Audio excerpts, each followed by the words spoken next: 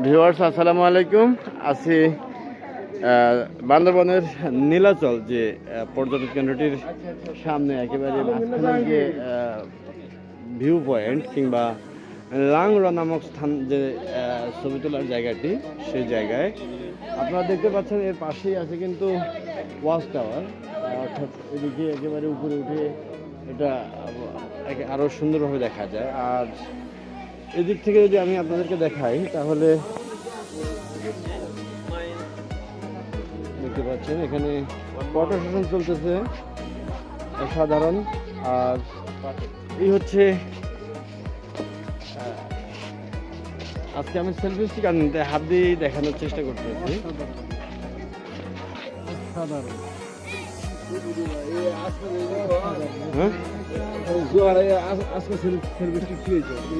Selfie stick আপনি কইবেন না আপনারা যে ছবি তুলতে যাইতেছি, ছবি তুলবেন না, সেলফি স্টিক নেন। আপনি জানেন তো আমার শরীরটা ভালো না, তো আমার সফর সঙ্গী আজকের ওসমান গনি ভাই, ওনার মনটা খুব খারাপ। উনি ভাই বলেন মন খারাপ কেন?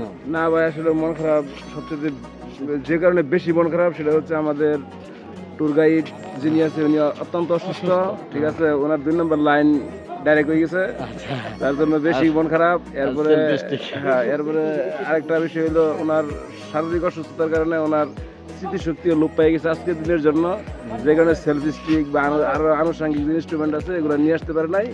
এর জন্যই আসলে মূলত আজকে মন খারাপ, কারণ আজকে আমরা যে এমন একটা ভিউতে মানে এমন একটা পর্যটন কেন্দ্রে আসছি যেটা আসলে অত্যন্ত মানে কি বলবো চমৎকার, মানে বলে বোঝানো যাবে না এই পরিমাণ চমৎকার।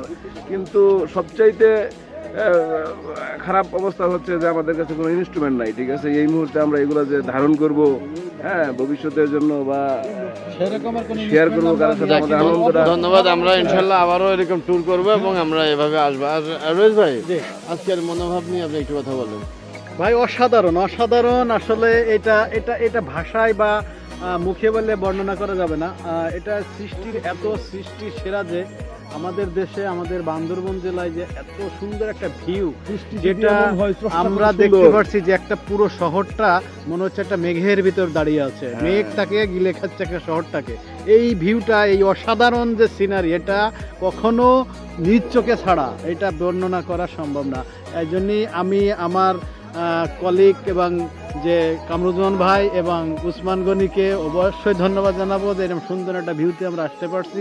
আগামীতে ইনশাল্লাহ আরও প্রস্তুতি নিয়ে আমরা আসবো। সবাইকে ধন্যবাদ। ইনশাল্লাহ ইনশাল্লাহ।